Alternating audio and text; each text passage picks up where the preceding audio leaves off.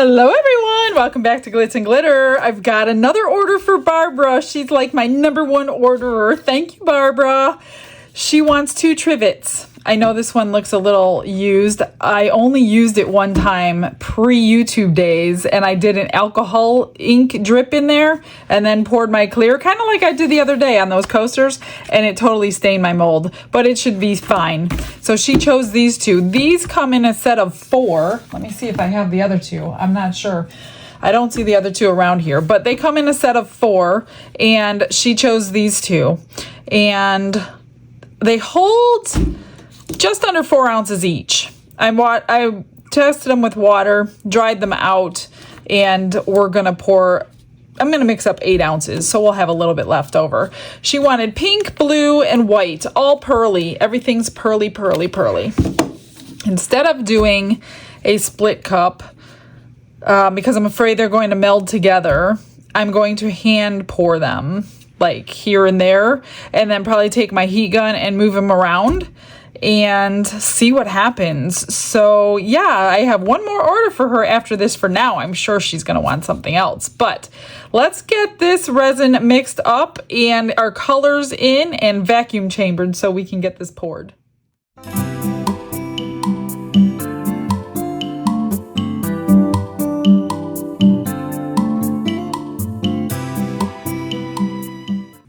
I got it split up and the powder is at the bottom of each one. I used these 2, I'll link them all below, silk blue and pink, and then crystal white for the white. And I did find the other 2, so if you guys were interested in these trivets, these are the other 2 that come in the set. If they're still available, I'll link them. It's been a while since I purchased them. I gotta get some glitter out of here that was in my mixing cup. Not that she would mind, but I mind, so I need to get these out. I think that's it. That's mica powder. So I just put it at the bottom of the cup so it didn't like poof everywhere into my face, which most of the time I don't remember to do that. And these are the only size plastic cups without using my good ones that I had available. I need to go pick some more up, so I'm not sure how many times I'll have to release the pressure in the vacuum chamber so they don't bubble over, because they are more than half full. And I'm just going to mix the color until I can't see my stick through it. And then I know that I'll have enough. After I mixed it, I washed my mixer down and my mixer cup down and all that. I don't mind it sitting here extra long, because the thicker it gets, although you have 40 minutes to work with epoxy, this one, the thicker it gets, the less I'll have to worry about it melding together. And then I'm going to just let them sit here. So if you can see the pink one here, the mica powder that did not get mixed in is floating on the top. So you do need to make sure it gets mixed in, or it's going to probably sink and be at the forefront of your piece, and you will not be happy about it. So I can't see the stick through my colors, so I'm just gonna let those sit and remix my pink here and get them in the vacuum chamber.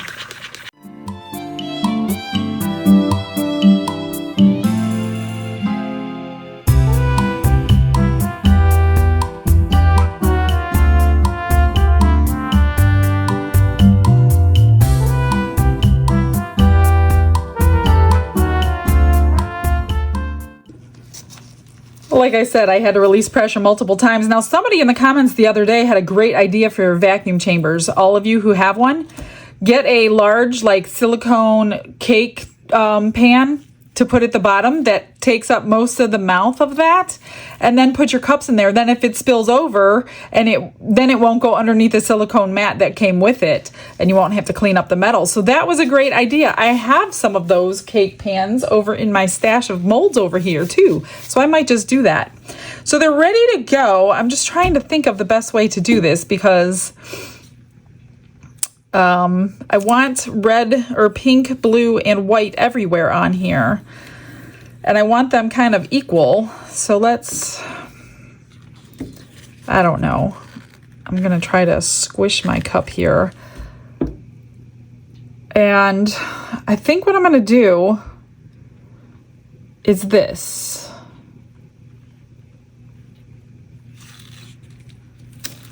For each color, because what's hitting the silicone first is what's gonna be seen.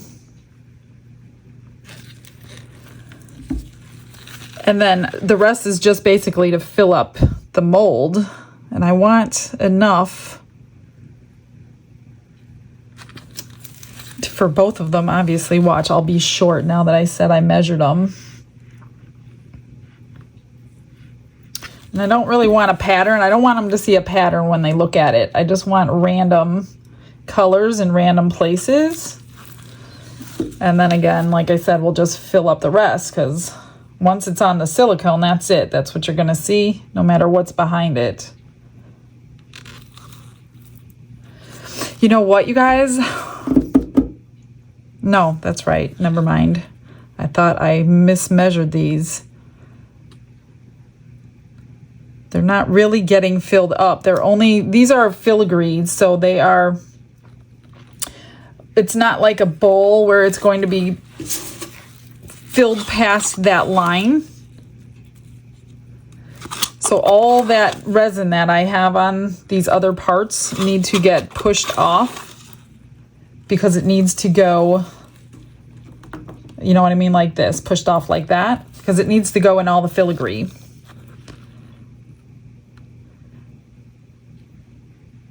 So that's all basically what you're going to see, because it's not going to be filled up like a tray would be.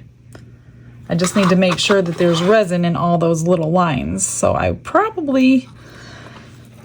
really don't know. I guess I'll be using it all and then just scraping off. It's too hard to do that way. Because for a second there, or maybe I'll just fill this up, because this one looks pretty full already. I just want to scrape it down. You can't fill it past that silicone. I know a lot of people were confused on that one mold that I had for Christmas that were called coasters, and they weren't coasters. And they asked why I didn't fill it all the way up, but I did fill it all the way up. And when you scrape across the top, all the silicone shows. So you're only filling in the filigree part. You can't fill in the back of this if you wanted to. So because I have some of these parts overflow, I will either let it cure and trim, or I'm going to mix it off camera. Or not mix it off camera, but clean it off camera. So this one here, I just need to fill up a little bit more. I haven't poured these for so long. I'm telling you, it's been, well, I've only been doing resin like 2 years. So these were one of the first things I made when I wanted to try a bowl on the smaller side. This is what I bought.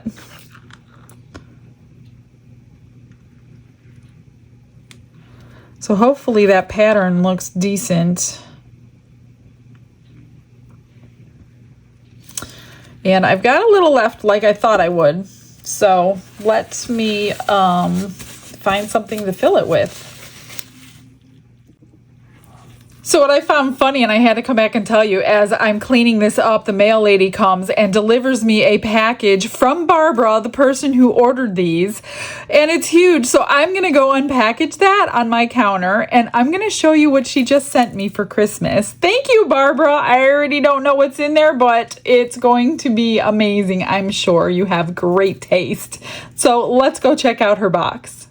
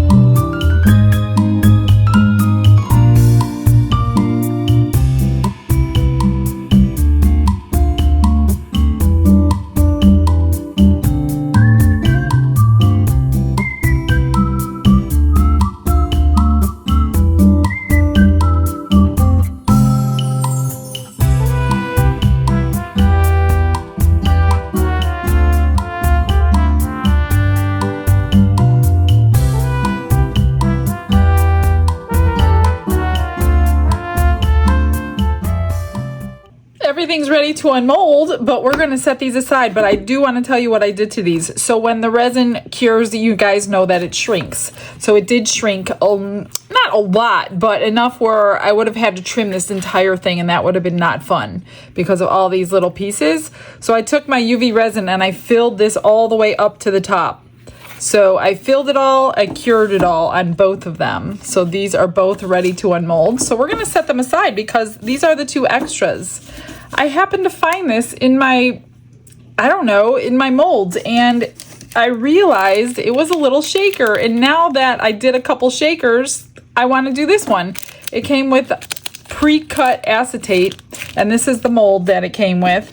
So I pulled one out, and I pulled out a few things from those gifts that I received, and we're just gonna fill this up, and then I will do something with this little turtle. I had to unmold him off camera because he's really difficult, and you have to make sure that he is fully cured and cooled before you unmold him. And I even got the tail right this time, so we'll just do a little pen on that one or something. But I wanted to do something on this little thing, so I pulled out some opal little beads, some little I don't know what you call them, inclusions maybe.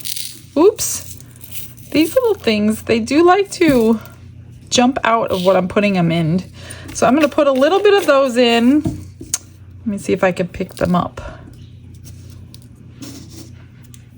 And then I'm going to try my hardest to tack that acetate down to this edge with some UV resin. But these are just tiny little hearts in pink and white and opal. And I know Barbara loves these colors, so this is gonna go to her.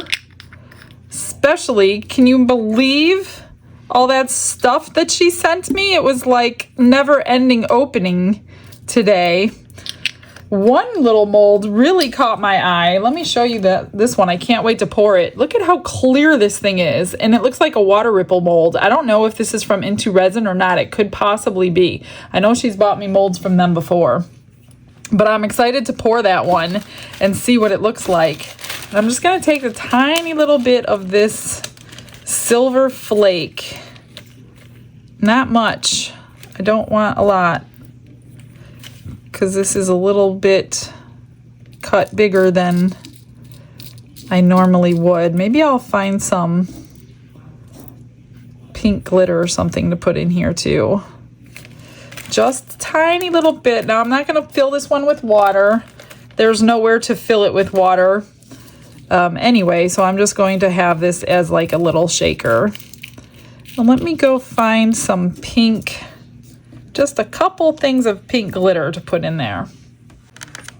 I pulled out my baby doll, which is a pink glitter mix that I have in my eBay store. And I just want a couple pieces. That's it, no more. And then we're just going to acetate this top on, and it all still moves. It looks like my silver has, I'm going to take the silver off because that's getting some static to it and it won't allow it to shake. So I'm going to pull that out and not put that back in. Let's try it again. Yeah, it's all sticking, so that's an easy way to clean it off. It's just sticking to it. So whatever's sticking, I'm pulling it out. Now, it wouldn't do that if it was underwater or glycerin, but because I'm not filling it, I'm just going to take them out and just leave that, whatever's left in there. That's good. I could probably fill a little bit more. Let's put some more pearls in, since we're taking a few things out. And they're picking up the blue from the backing on it too, so that looks kind of cool. All right. So I'm just gonna move this. I don't think there's a coating on this acetate. I don't think there's a protective film or anything. So for the resin, I'm going to use my UV resin, and I think the easiest way to do this is just to put a dot on my table. I'm trying to get that piece off. and then grab like a scribe and just go around this edge as evenly as you can. It's not going to take much. And then I'll place the acetate on and cure it.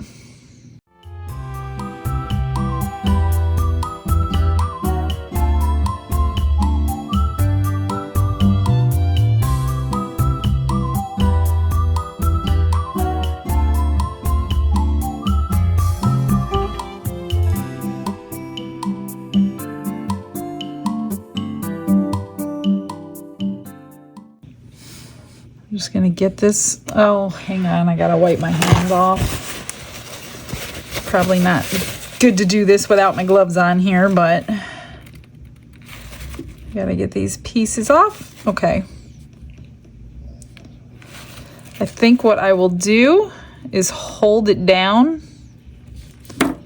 and I've got all my lights curing, or all my light batteries charging. Let me see if this one's working. Yep, this one's working. I'm just going to take my light and get it cured before we do a top coat. This just makes me nervous. Has anybody had any issues when you're adhering it to the ledge like that and coming apart later? I don't know. It just makes me nervous. I'm going to throw this under the light and get that fully cured before I put the top coat on there.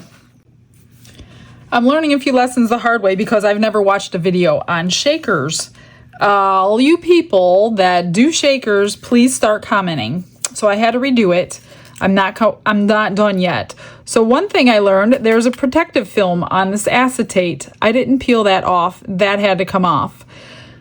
I did the UV resin, like I said, and I cured it. And I just was flicking the edge to make sure it was like bonded, and it didn't. It came right off. So that's what I was afraid of. So what I decided to do was pull it all off, clean it all off, and get my E6000 glue out. So I have went around the edge and got E6000, and then I put a new piece of acetate on there without the little protective film on there.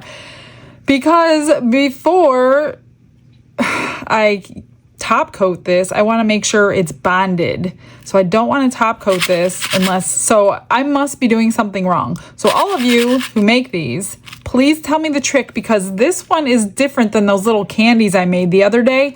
That had a deeper lip that the acetate fit on, and then the UV went over everything. Those I feel very comfortable with. But this one does not have that inner lip for the acetate to fit on, if you know what I mean. So I'm going to just set that aside till that's completely and totally dry, and then I will top coat it. You'll see that in the end pictures. I'm not going to spend any more time on that for the video. Here's the little turtle. I just took some silver pen, went on his tail around the edge, and gave him some eyes, and he is finished. Let's get to these. These are ready to come out. So I'm going to do it this way just because I don't want to be pulling any pieces off. This mold needs a lot of cleaning, but it all did end up settling down into the filigree parts, so I didn't really have to push it around at all with a tool. But as you can see, there's drip marks everywhere. Look at that. Oh, I like it. I think she will be happy with it. They merged beautifully together without getting it muddy. That one is really, really nice. There's really nothing else I can do to this for her, because if she uses it as a trivet, I don't want to put rhinestones on there, obviously, and there's really nowhere to put any kind of silver marker or anything. So I'm going to leave this one just like it is. What do you guys think? Pretty? I think it is. Let's do this one. And as I told you, those pink marks are not going to transfer onto the new piece because it's just a stain.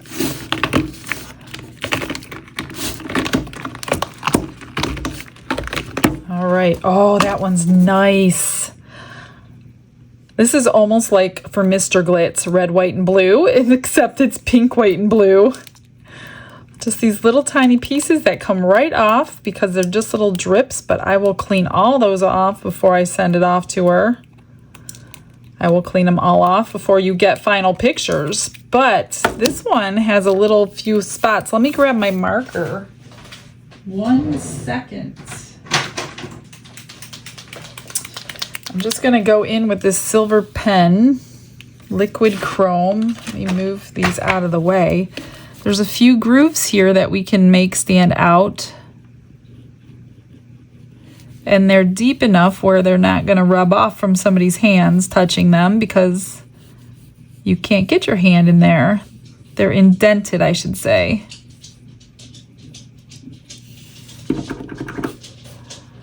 I don't know if you could see it, but there's a few lines on the flowers we're just going to highlight. Yeah, the other one doesn't have any indentions, so I'm going to have to leave the other one alone. But this one, since it does, we're just going to highlight them. I haven't looked at the rest of it yet. I don't think anything else. I mean, there's this edge here. Actually, the other one has it too. Maybe I'll go around the whole thing with a silver line. I could do that on the other one too. Get some paint flowing. Well, I'm not going to bore you with all that. I will finish it. I'm going to trim it up. But what do you think about the center? Can you tell? I think it's really pretty. I love it. She's got great taste. Thank you, Barbara, for that wonderful gift. I hope you like these. I will be mailing them as soon as we do your third project this week. All right, guys, stick around for those pictures. I'm going to finish off that shaker and get those in the photos for you as well. I will see you all tomorrow. I hope you all have a blessed day. Bye, everyone.